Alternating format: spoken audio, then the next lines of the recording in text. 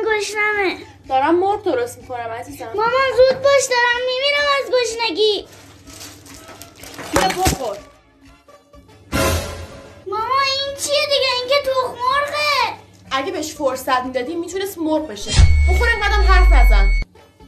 زن اینقدر این بچه رو اذیت نکن. نمیبینی روز به روز داره ضعیف‌تر میشه؟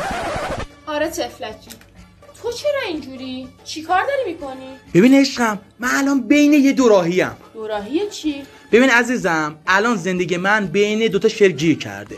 سعدی میگه برخیز و مخور غم جهان گذاران، تا میام پاشم حافظ میگه بنشین و دمی به شادمانی گذران.